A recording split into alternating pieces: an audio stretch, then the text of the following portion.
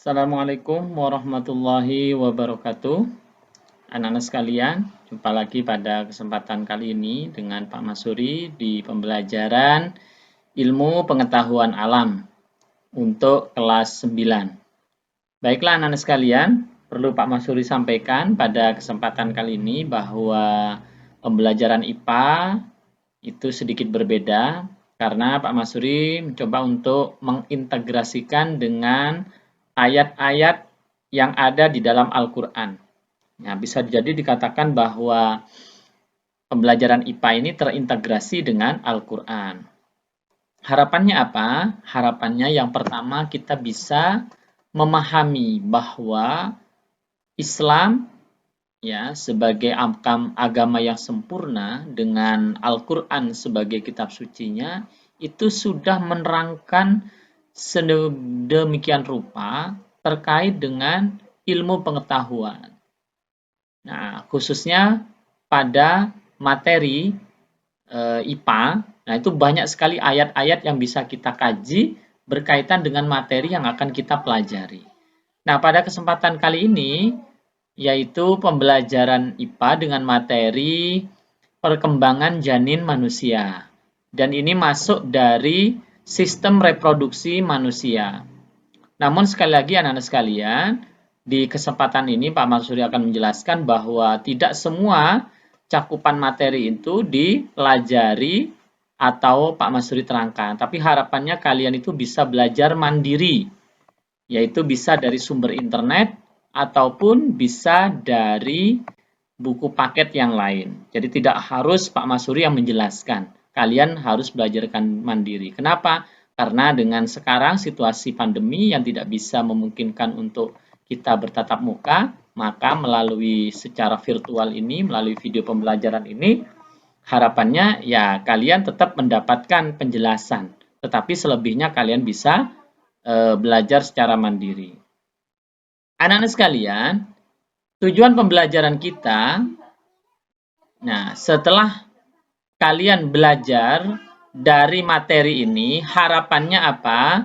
Kalian itu bisa memahami hakikat penciptaan manusia.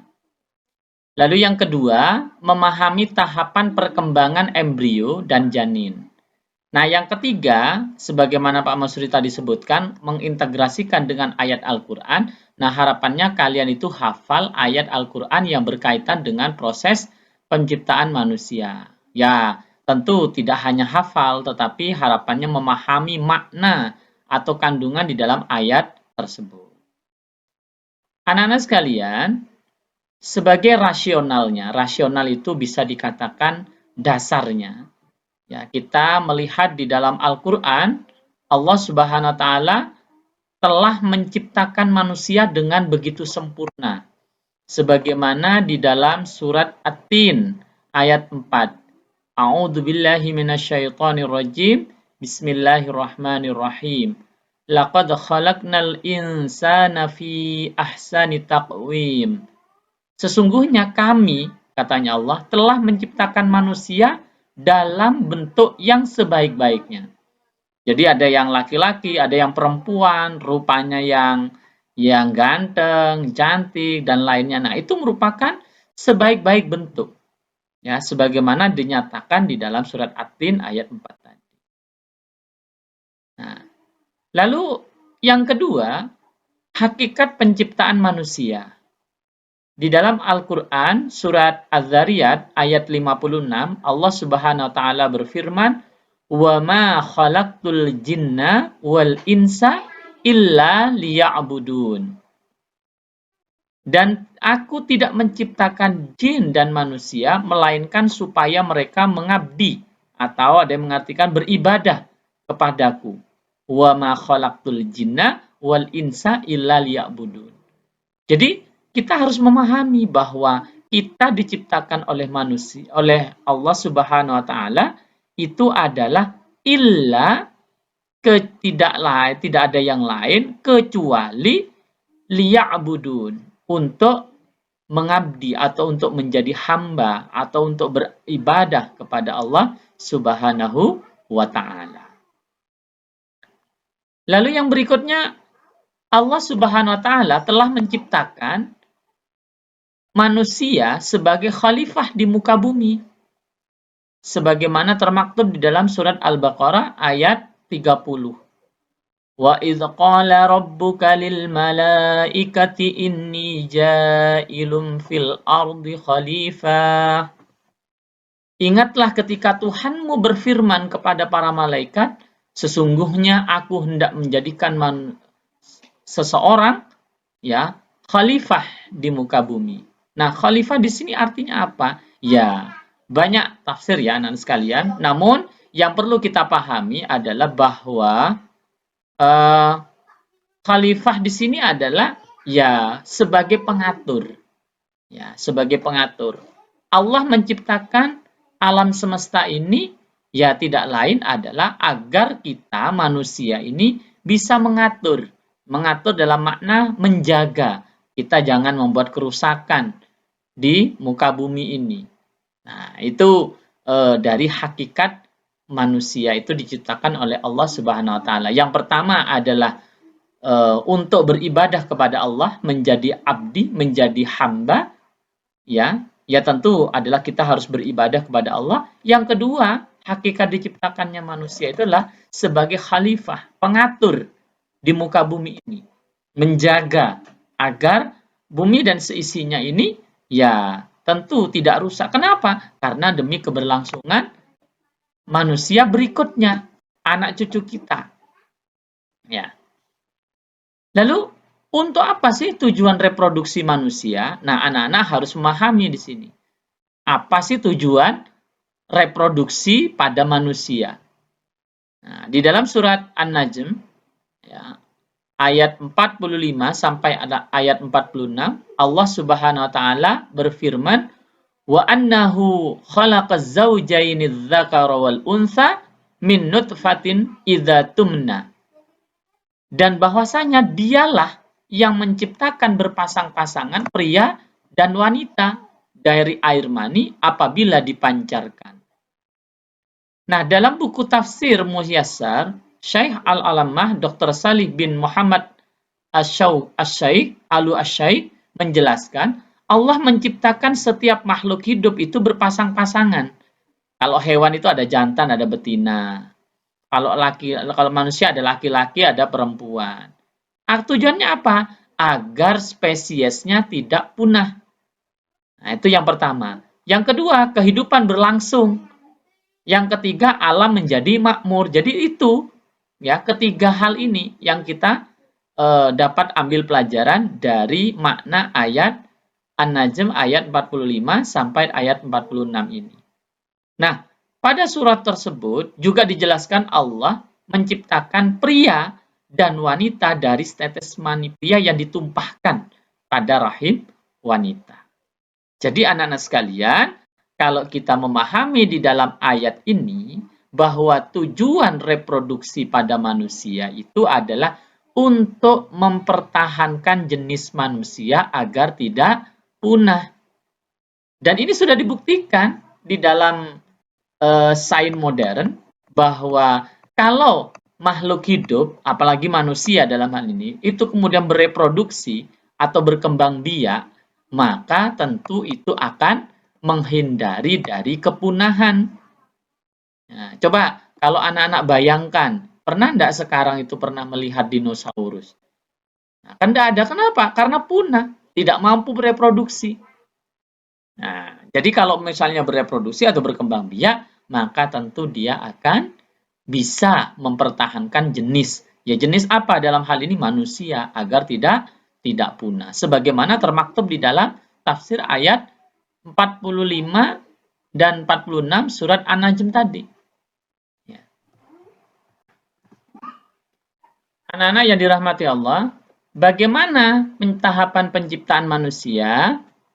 Nah, di dalam surat Al-Mu'minun ayat 12 sampai 14, Allah Subhanahu wa taala berfirman, "Wa laqad khalaqnal insana min sulalatin min tin, tsumma ja'alnahu nutfatan fi qararin makin, tsumma khalaqnan nutfata 'alaqatan, fa khalaqnal 'alaqata mudghatan. Fa khalaqnal mudghata idama fakasawnal idama lahman thumma ansha'nahu khalqan akhar. Fatabarakallahu ahsanul khaliqin. Dan sesungguhnya kami telah menciptakan manusia dari suatu saripati berasal dari tanah. Kemudian kami jadikan saripati itu air mani yang disimpan dalam tempat yang kokoh. Dalam tempat yang kokoh di sini yang maksudnya adalah rahim seorang perempuan. Kemudian air mani itu kami jadikan segumpal darah. Lalu segumpal darah itu kami jadikan segumpal daging. Dan segumpal daging itu kami jadikan tulang belulang. Lalu tulang belulang itu kami bungkus dengan daging, kemudian kami jadikan dia makhluk yang berbentuk lain. Maka maha sucilah Allah, pencipta yang paling baik. Nah, anak-anak sekalian, kalau kita baca di dalam surat Al-Mu'minun ini, ya di dalam arti atau maknanya itu, bahwa ternyata manusia itu diciptakan dari suatu saripati atau yang berasal dari tanah. Nah, apa buktinya sih? Coba anak-anak sekalian waktu mandi digosok. Nah, itu kan biasanya ada kalau orang Jawa bilangnya daki ya. Nah, itu dari mana sih? Ya itulah gambaran dari tanah kita, kotor. Ya, walaupun habis mandi setelah itu digosok lagi, muncul daging. Nah, itu menandakan bahwa kita itu sebenarnya dari tanah. Bahkan kalau kita ya maaf ya kalau di tradisi di agama lain kemudian dikremasi, nah itu kan menjadi abu. Ya, dibakar kan menjadi abu. Nah, itu kan berarti ya dari tanah itulah sebenarnya. Lalu kemudian jadikan air mani yang disimpan dalam satu tempat yang kokoh di dalam rahim. Nah, tentu agar reproduksi atau berkembang biak terjadi yang memerlukan yaitu adalah seorang perempuan karena dia yang mempunyai rahim. Nah, kemudian air mani itu kami jadikan segumpal darah. Lalu segumpal darah itu jadikan segumpal daging, kemudian dibungkus tulang. Nah, anak-anak ini nanti akan kalian dapat memahaminya melalui nanti penjelasan bagaimana tahap perkembangan embrio itu nanti. Ya, mungkin pada pertemuan yang akan datang nanti, Pak Masuri akan menjelaskan bagaimana tahapan perkembangan janin itu. Nah, yang sekarang kita kaji adalah bagaimana ayat Al-Quran itu menjelaskan tentang tahapan penciptaan manusia.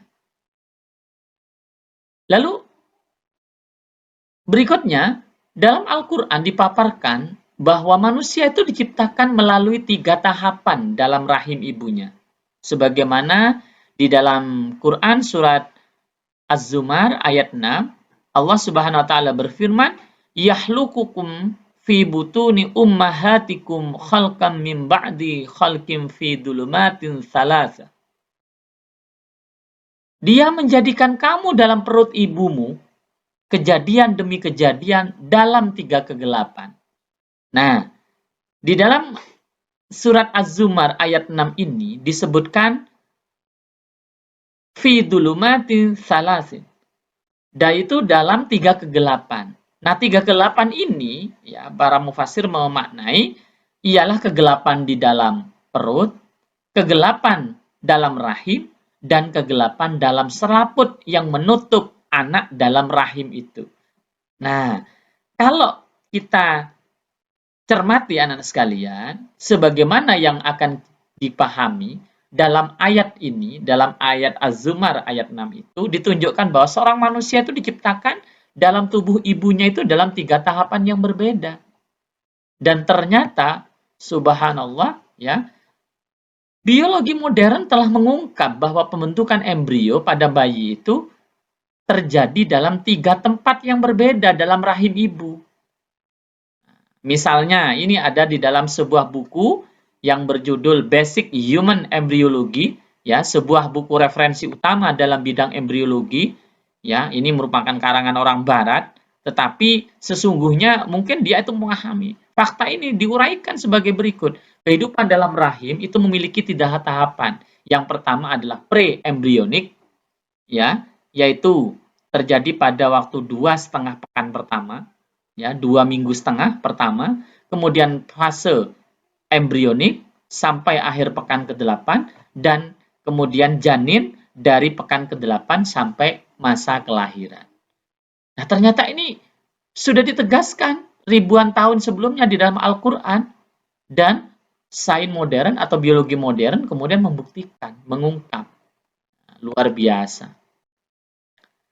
Nah, anak-anak sekalian, tahapan preembrionik ini pada tahap pertama itu zigot tumbuh membesar melalui pembelahan sel dan terbentuklah segumpal sel yang kemudian membenamkan diri pada dinding rahim. Nah, seiring pertumbuhan zigot yang semakin membesar, sel-sel penyusunnya pun mengatur diri mereka sendiri guna membentuk 3 lapisan. Nah, di sini terlihat ada pembelahan menjadi zigot, kemudian blastula, ada blastosol, dan yang lainnya. Ya. Ya, lalu selanjutnya yaitu adalah tahap embrionik. Nah, pada tahap ini anak-anak sekalian berlangsung selama 5,5 pekan, di mana pada masa ini bayi disebut sebagai embrio. Nah, pada tahap ini organ dan sistem tubuh bayi mulai terbentuk dari lapisan-lapisan sel tersebut. Nah, ini bisa dilihat di gambar yang kiri, anak-anak, kalian bisa melihat di sini bagaimana ya. Ya, itulah kalian, itulah kita dulu di dalam rahim ibu, ya. Jadi bentuknya ya tidak seperti yang sekarang kita lihat. Nah, lalu berikutnya tahap fetus atau tahapan janin, yaitu dimulai dari tahap ini dan seterusnya bayi disebut sebagai fetus. Nah, tahap ini dimulai sejak kehamilan bulan ke-8 dan berakhir hingga masa kelahiran. Ciri khusus tahapan ini adalah terlihatnya fetus menyerupai manusia dengan wajah, kedua tangan dan kakinya, meskipun pada awalnya memiliki panjang 3 cm, kesemua organnya telah tampak. Tahap ini berlangsung selama kurang lebih 30 pekan dan perkembangan berlanjut hingga pekan kelahiran. Jadi kalau kita lihat anak-anak sekalian, pada masa kita 1 bulan, 2 bulan, 3 bulan, 4 bulan, sampai 8 bulan itu gambarannya kira-kira seperti ini. Ya. Nah, begitu anak-anak sekalian. Insya Allah nanti terkait dengan tahap perkembangan fetus atau janin ini, Pak Masuri akan jelaskan minggu depan atau pertemuan yang akan datang, tahap per tahapnya. Misalnya bulan pertama atau trimester pertama itu bulan pertama seperti apa, cirinya apa, dan seterusnya. Karena ini sesuai dengan tahap perkembangan janin. Nah, apa tujuannya? Agar kalian memahami. Ya, agar kalian memahami. Ya, coba lihat ibu yang sedang hamil, mengandung. Kira-kira begitu gambarannya sekalian. Mulai 4 bulan, 5 bulan, 6 bulan, 7 bulan, sampai 9 bulan, kemudian sampai lahir. Ya, ada yang lahirnya secara normal, ada yang lahirnya secara jalan tol kalau jalan sekarang atau melalui sesar. Nah, silahkan kalian simak video berikut terkait dengan bagaimana proses melahirkan, baik yang secara normal maupun secara sesar.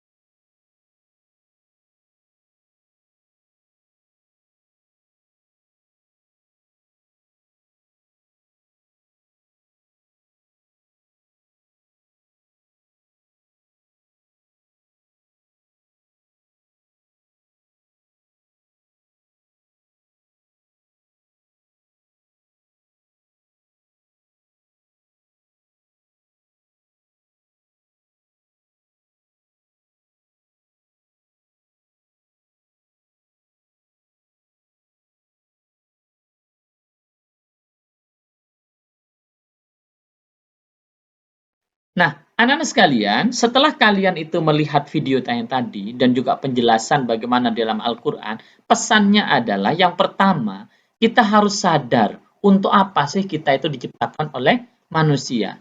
Masih ingat tadi? wa ma khalaqtul jinna illa wal insa illa liya'budun. Tidaklah diciptakan jin dan manusia kecuali untuk apa? Beribadah kepada Allah Subhanahu wa taala. Jadi kalian jangan malas-malas untuk ya beribadah, misalnya melaksanakan sholat 5 waktu ya yang wajib, kemudian ditambah dengan sholat sunnah ya. Kemudian kita juga melakukan kewajiban-kewajiban yang lain, berpuasa ya, kita berbaik dengan tetangga dan lain-lainnya. Lalu yang kedua, pesannya adalah berbakti kepada orang tua, terutama kepada ibu. Nah, kenapa? Kalau anak-anak tadi melihat bagaimana perkembangan kita saat diciptakan oleh Allah, tahapan-tahapannya itu yang kemudian disebut dengan masa kehamilan, siapa yang mengalami itu? Tentu orang tua kita, khususnya adalah ibu kita. Oleh karena itu, sekali lagi anak-anak sekalian, kita harus berbakti kepada orang tua kita, terutama kepada ibu.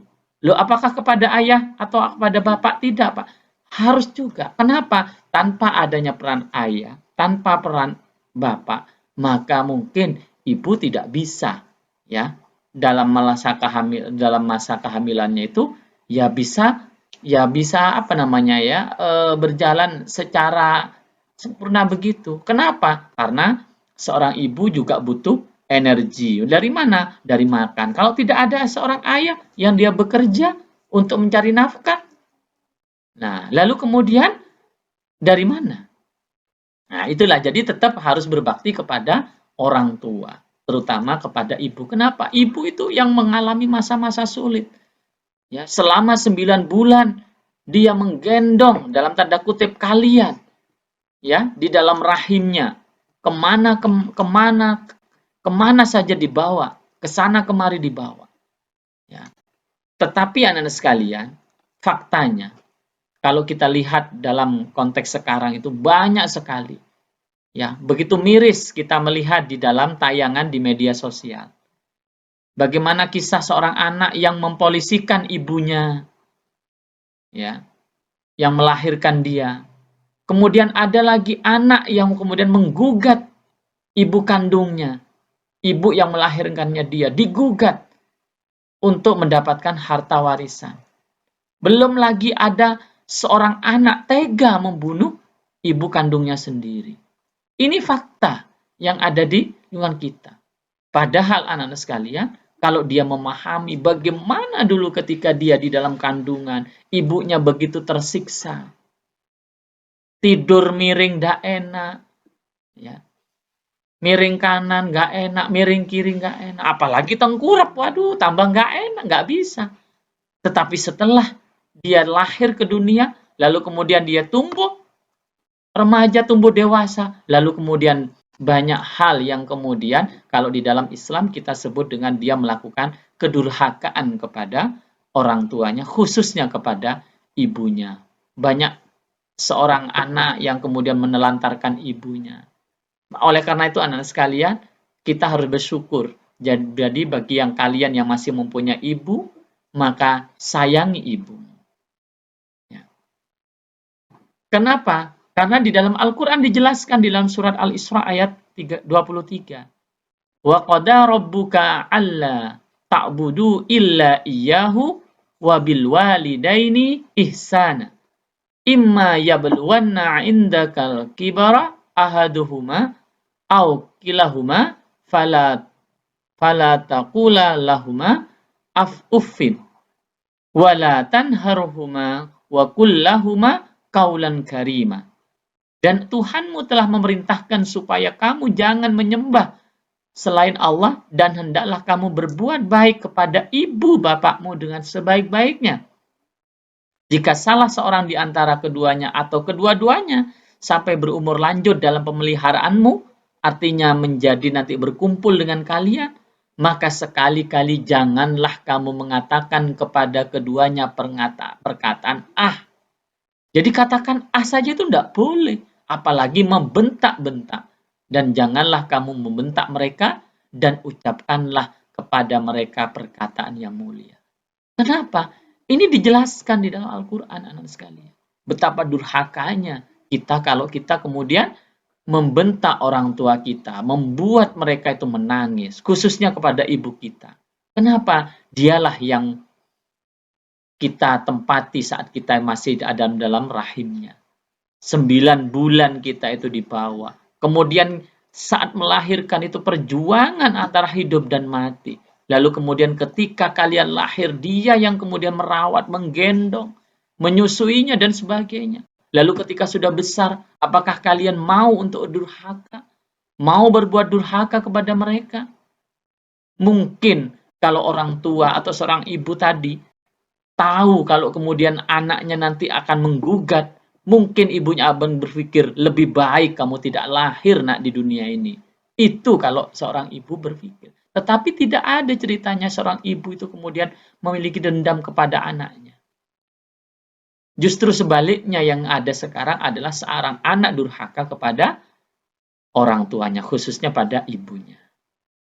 Lalu di dalam hadis Nabi Shallallahu Alaihi Wasallam bahwasanya ada seorang sahabat Muawiyah bin Jahimah datang kepada Nabi Shallallahu Alaihi Wasallam. Lalu ia berkata, wahai Rasulullah, aku ingin berperang dan aku datang untuk meminta petunjukmu. Nabi Shallallahu Alaihi Wasallam bersabda, apakah engkau memiliki ibu? Ya. Lalu Nabi Shallallahu Alaihi Wasallam berkata, menetaplah dengannya, artinya dengan ibunya, karena sungguh surga berada di bawah kedua kakinya, artinya di kaki ibu. Ya, hadis riwayat Ibnu Majah, An-Nasai, Ahmad, dan At-Tabrani. Ya, jadi seperti itu anak sekalian. Nah, selanjutnya tugas kalian itu di rumah. Yang pertama adalah mempelajari organ reproduksi laki-laki dan wanita. Jadi kalian bisa mempelajarinya itu bisa melalui dari buku paket atau kalian googling di internet. Nah, itu silahkan kalian pelajari. Ya, kalau perlu misalnya kalian buat rangkuman silahkan, boleh. Ya, tetapi tidak dikumpulkan. Kemudian yang kedua, kalian juga pelajari proses spermatogenesis dan oogenesis. Ya, bisa diambil dari buku paket juga atau dari internet. Sekali lagi anak sekalian, ini tidak dikumpulkan tugas ini. Kalian mempelajari secara mandiri karena nanti akan berkaitan dengan pembelajaran di pertemuan berikutnya, yaitu tentang perkembangan janin, tahap-tahapannya, masuk bulan ke-3, ke-4, ke-5, ke-6 dan seterusnya itu seperti apa.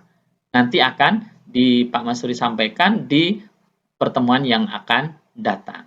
Ya, nah mungkin itu saja anak-anak sekalian untuk pertemuan pertama di materi ini ya. Mudah-mudahan bermanfaat. Sekali lagi, tolong kalian cermati lagi, lihat lagi tayangan video ini ya.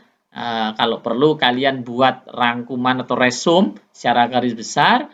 Ya, harapannya kalian bisa menghafal dan juga memahami ayat-ayat yang berkaitan dengan sistem reproduksi yang sudah Pak Masudi jelaskan di awal tadi. Sekali lagi tetap semangat ya, walaupun belajar dari rumah dan walaupun hanya melalui video pembelajaran ini, Pak Masuri berharap kalian itu bisa menyimak dengan baik dan benar, dan jangan lupa silahkan isi di kolom komentar ya, yaitu nama kalian, kelasnya, kemudian ditulis dengan hadir dan menyimak. Dan sekali lagi ya, jika ada kendala silahkan kalian bisa bertanya juga di kolom komentar atau bisa bertanya melalui grup WA orang tua yang kemudian masih bisa diteruskan atau wapri ke Pak Masuri di nomornya yaitu 085970714007. Itu mungkin yang bisa Pak Masuri sampaikan pada kesempatan pertama ini. Mohon maaf kalau ada kekurangan. Ya, kita jumpa lagi pada pertemuan yang akan datang. Tetap di materi tentang perkembangan janin pada manusia sebagaimana yang Pak Masuri sampaikan tadi. Kurang lebihnya mohon maaf. Assalamualaikum warahmatullahi wabarakatuh.